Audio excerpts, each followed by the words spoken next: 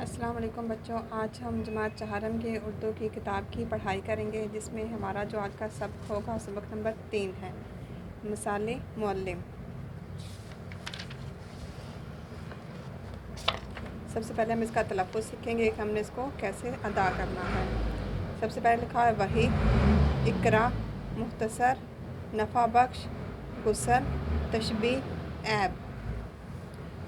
سیدنا حضرت ابراہیم علیہ السلام نے بیت اللہ کی دیواریں اٹھاتے ہوئے دعا کی تھی، اے رب، ان لوگوں میں خود انہی کی قوم میں سے ایک ایسا رسول بھیج دیجیے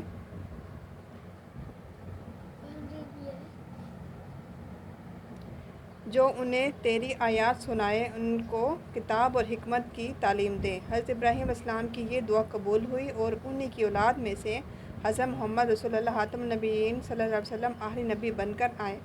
آپ خاتم النبیین صلی اللہ علیہ وسلم پر جو پہلی وحی نازل ہوئی، اس کا پہلا لفظ اقرا یعنی پڑھ تھا۔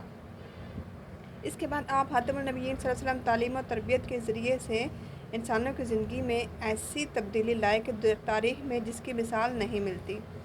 آپ خاتم النبیین نے ایک موقع پر فرمایا، مجھے معلم بنا کر بھیجا گیا۔ آپ خاتم النبیین صلی اللہ علیہ وسلم کی تعلیم کے حصول آج بھی مؤثر ہیں۔ آپ خاتم النبیین صلی اللہ علیہ وسلم کی تعلیم میں ایک خاص بات یہ تھی کہ آپ خاتم النبیین کی گفتگو نہایت صاف اور واضح ہوتی۔ آپ خاتم النبیین صلی اللہ علیہ وسلم مختصر اور جامع بات کرتے، الفاظ کم مگر پر اثر ہوتے۔ مثلاً آپ خاتم النبیین صلی اللہ علیہ وسلم نے فرمایا، بہترین علم وہ ہے جو نفع بخش ہو، اوپر والا ہاتھ نیچے والے ہاتھ سے بہتر ہے۔ اللہ کی قسم، وہ مومن نہیں جس کا پڑوسی اس کے شر سے محفوظ نہ ہو۔ آپ خاتم النبیین صلی اللہ علیہ وسلم کے لہجے میں محبت اور دل سوزی ہوتی۔ آپ خاتم النبیین صلی اللہ علیہ وسلم میٹھی باتیں کرتے جو دل پر اثر کرتی اور سننے والا عمل کے لیے تیار ہو جاتا۔ آپ خاتم النبیین صلی اللہ علیہ وسلم کبھی ایسی بات نہیں کرتے تھے جس سے کسی کو تکلیف پہنچے اور اسے غصہ آئے۔ ایک دفعہ ایک صحابی کھانا کھا رہے تھے، کھانے کا انداز مناسب نہیں تھا، کبھی ہاتھ پلیٹ کے ایک حصے پر پڑتا اور کبھی دوسرے حصے پر۔ آپ صلی اللہ علیہ وسلم نے یہ منظر دیکھا تو فرمایا، جب تم کھانا کھاؤ تو بسم اللہ پڑھ لیا کرو، دائیں ہاتھ سے کھاؤ اور اپنی طرف سے کھایا کرو۔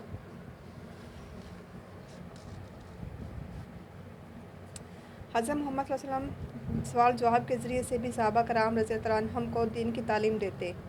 ایک مرتبہ صحابہ رضی اللہ تعالیٰ عنہم سے پوچھا کہ تم میں سے کسی کے گھر کے آگے نہر بہہ رہی ہو اور وہ روزانہ 5 مرتبہ اس میں غسل کرے تو کیا اس کے بدن پر میل باقی رہے گا؟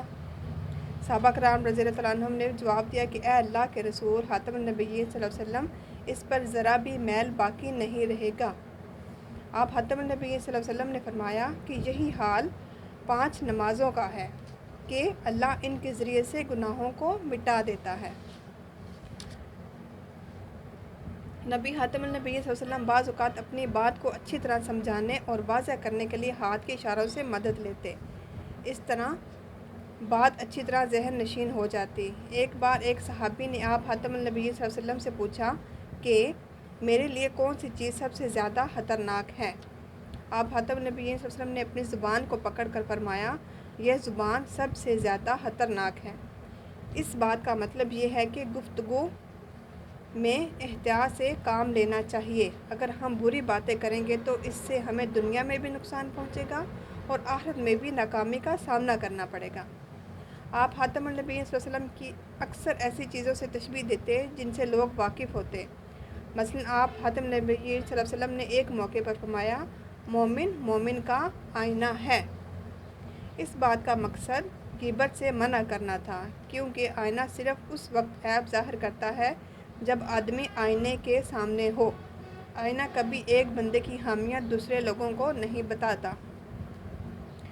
آپ خاتم النبیین صلی اللہ علیہ وسلم موقع کے مطابق بات کرتے۔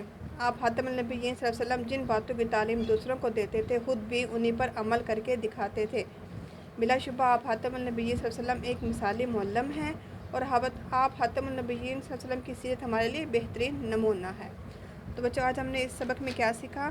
آپ خاتم النبیین صلی اللہ علیہ وسلم مواضح، مختصر اور جامع بات کرتے۔ آپ خاتم النبیین صلی اللہ علیہ وسلم نرمی، شفقت اور محبت سے بات سمجھاتے۔ آپ خاتم النبیین صلی اللہ علیہ وسلم آسان مثالوں اور ہاتھ کے اشاروں سے بات ذہن نشین کراتے۔